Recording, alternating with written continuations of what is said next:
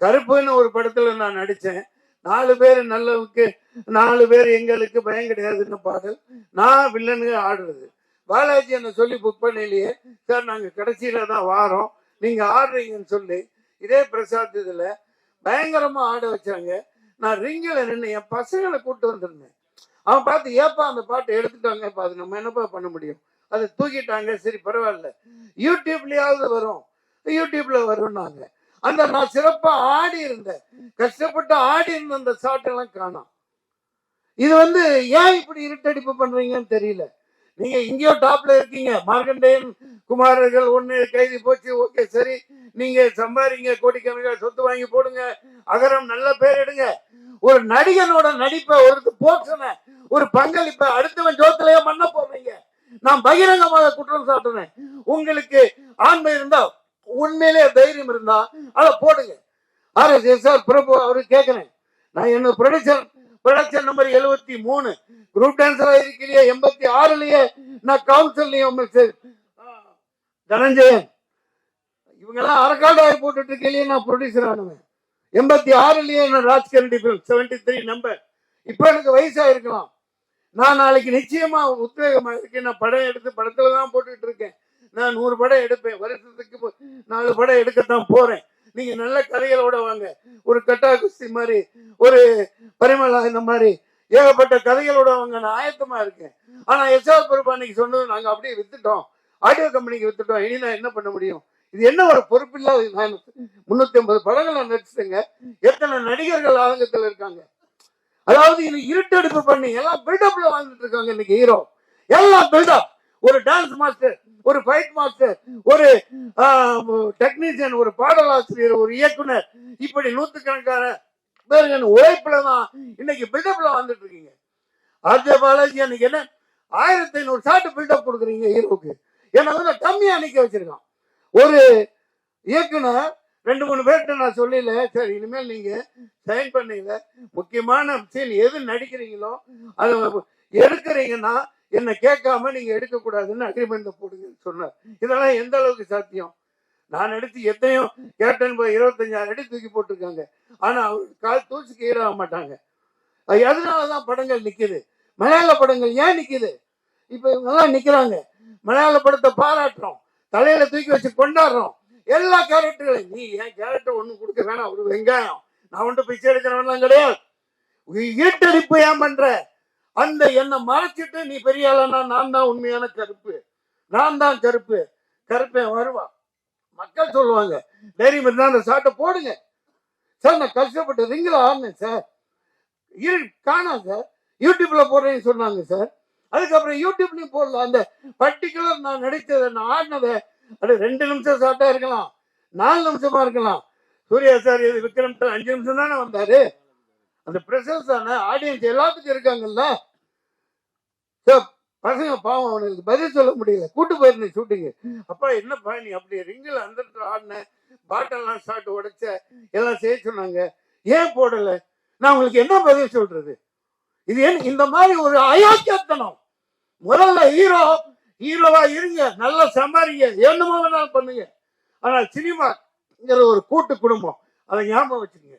இது all pass, வெற்றி அடைவோம். இந்த மாதிரி நிறைய பேர் வரணும். சினிமாங்கிறது ஒரு தனிப்பட்ட கதாநாயகனுக்கு அல்ல, ஒரு ஜனநாயகம் வந்தான்னா 100 பேர் கூட்டு போனாங்க.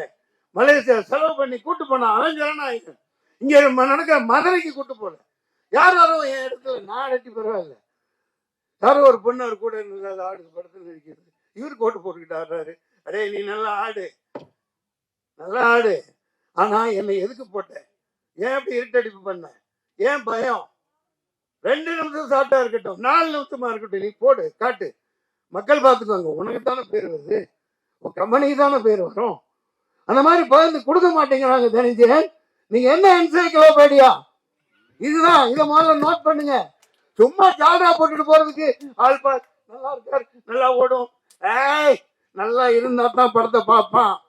ஒவ்வொருத்த கண்ட்ரிபியூஷனை காட்டு. இந்த பிரசாந்த் எவ்வளவு கஷ்டப்பட்டு போட்டிருப்பாரு, எப்படி பேர் வாங்கியிருப்பாரு.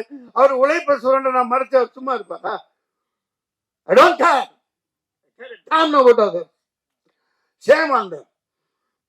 மக்கள் இருக்காங்க, இதை சொல்லியிருக்கேன் பாருங்க. உடனே இது வச்சிருக்காங்க, அந்த ஐடி விங் வச்சுக்கிறாரு. எவனுக்கு வேலை கொடுக்குறானுங்களோ இல்லையோ கீழே போய் எழுதுவானுங்க, நீ உன் பையன் கஞ்சா பைத்தியக்கார நாதாரிங்களா, என்னமோ காலேஜ் பையன் கொடுத்துருக்கான், சாப்பிட்டுருக்கான், இன்னமும் சொல்லிட்டு இருக்காங்க. நான் என்ன நல்ல வேலை செஞ்சாலும் கீழே போய் உன் பையன் கஞ்சா அடிப்பான் தெரியாதா? இப்படி ஒரு அறிப்படுத்த சனியனுங்க நாட்டில் சுத்திட்டு இருக்குது. அவனுங்களுக்கு அதேதான் வேலை. பெட்டல்ஸ் கழுவ மாட்டானுங்க, அதை சொல்லிக்கிட்டே இருப்பானுங்க, குரங்குக்கு போட்டு இருப்பாங்க. ஆல் பாஸ் அற்புதமான பெயர். இனிமேல் இங்கே விளம்பரம் என்று கொடுத்தால் ஒவ்வொரு தொழில்நுட்ப கலைஞனும் மரியாதை செய்யப்படணும். ஒவ்வொரு தொழில்நுட்ப கலைஞனும் தினத்தந்திக்கு தினகரன், ஒவ்வொரு விளம்பர மீடியா எல்லாத்துக்கும் நான் சொல்லிக்கிறேன், இது என்னுடைய உத்தரவு, என்னுடைய கட்டளை, என் சாசனம். ஒவ்வொரு தொழில்நுட்ப கலைஞரின் பேரை இருட்டடிப்பு பண்ணாத, அனைவருக்கும் பகிர்ந்து கொடுத்து ஹீரோவாவாது. மாண்புமிக்க டாக்டர் மனிதநேய மாந்தரசி இந்த படத்தின் ஃபைனான்ஸ் மினிஸ்டராக, ஃபைனான்ஸ் கண்ட்ரோலராக சிறந்த பட்ஜெட் போட்டு பல ஆயிரக்கணக்கான பேர்களுக்கு வேலை வாய்ப்புகளை கொடுத்து ஒரு இயக்குநரையும் உருவாக்கி உன்னதமாக அமர்ந்திருக்கக்கூடிய மாண்புமிக்க டாக்டர் தயாரிப்பாளர் மோகனா அவர்களே, மாண்புமிக்க இயக்குனர்,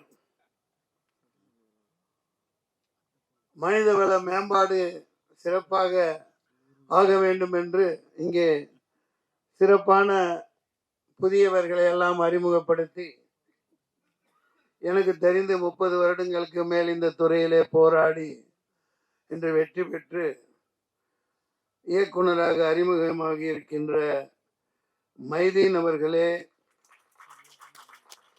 இசை புரட்சியாளன் சாதாரணமா சொல்லக்கூடாது, இது அவருக்கான விழா. இத இடையில அங்க போயிட்டு வந்துடலாம்.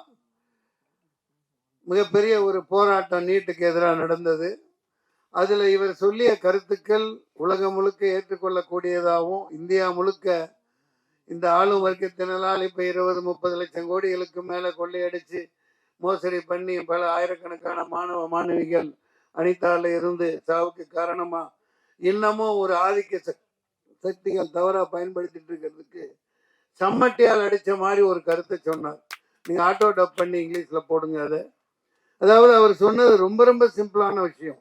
அவர் ஒரு உண்மையிலேயே நான் இசை புரட்சியாளர் சாதாரணமா சொல்லல. கண்கள் இரண்டால் பசங்க, இப்படி பல வெற்றி பாடல்கள் கொடுத்திருக்கார். தைப்பொங்கல் அந்த பாடலையும் ஆடிக்கவும் செஞ்சீங்க இல்லையா?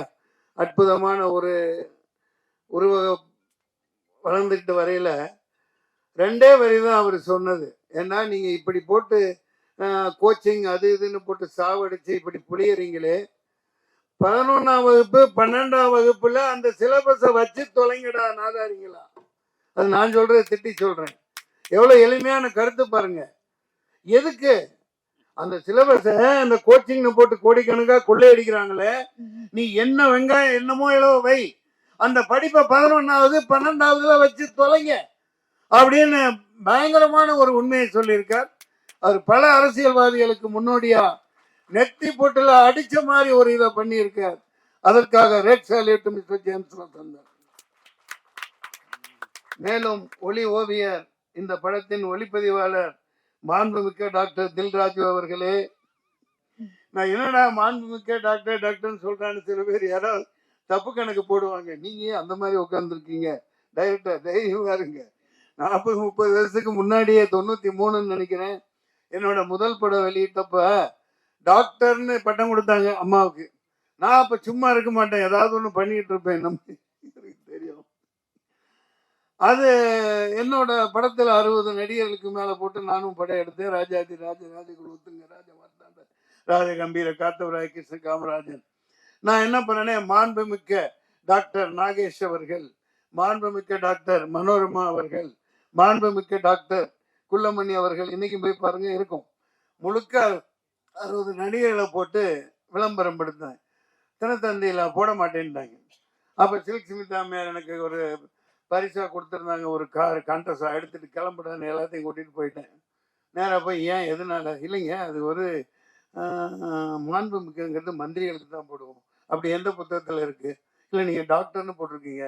நாங்கள் சினிமாவில் அவங்க 1000 படம் நடிச்சவங்க மனோரமா, அவங்கள நாங்கள் நேசிக்கிறோம், நாங்கள் பட்டம் கொடுக்குறோம், உங்களுக்கு என்ன? இப்போ போட்டு ஆகணும் போடணும்னு சொல்லிட்டு வந்துட்டேன். அவங்க போட்டாங்க. ஏன்னா தினத்தந்தி ஆதித்தனாரோட அற்புதமான நம்ம தமிழ் உணர்வாளர். அது போன்று நம்ம கௌரவிக்க வேண்டியது நம்ம கடமையா இருக்கு. நம்ம துறையை நம்ம கேவலமாகவும் இதாகவும் பேசுறதுனால தான் மிகப்பெரிய அழிவுக்கு உள்ளாகிட்டு இருக்கோம். இந்த இடத்துல இதை ஏன் சொல்றேன், நான் வந்து எல்லாத்தையும் முடிச்சிடுறேன்.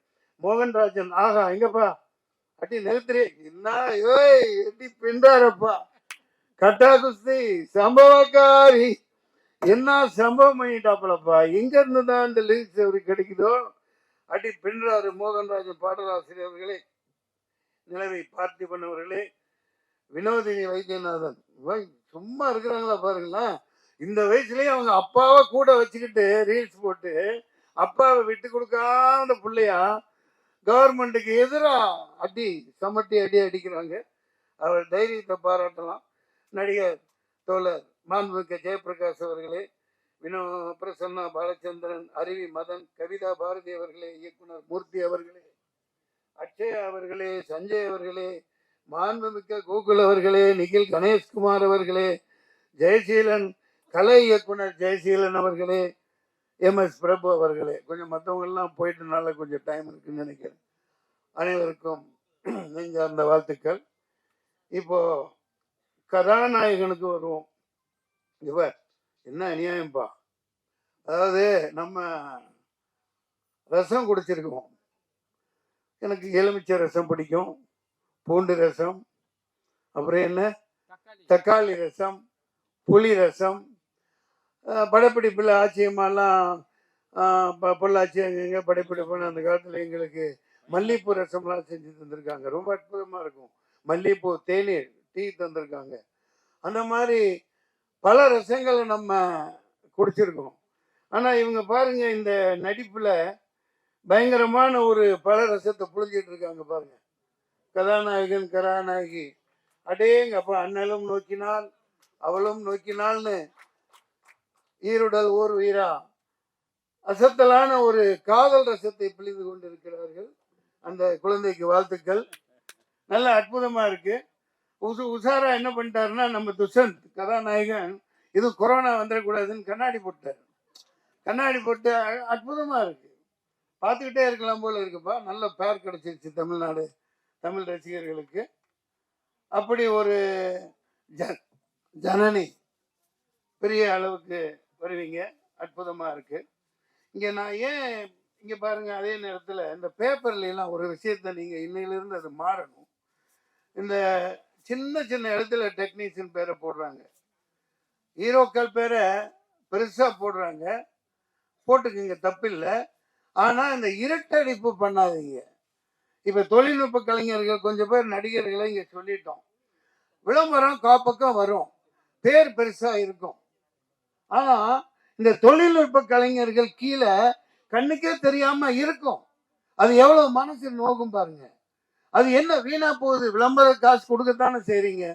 கொஞ்சம் இனிமேலாவது டிசைனர்ஸா இருக்கட்டும், பேப்பர்ல பப்ளிஷ் பண்றவங்களா இருக்கட்டும், அப்பா அவங்களாம் நல்லா பளிச்சுன்னு போட்டு வாப்பான்னு சொல்லுங்க.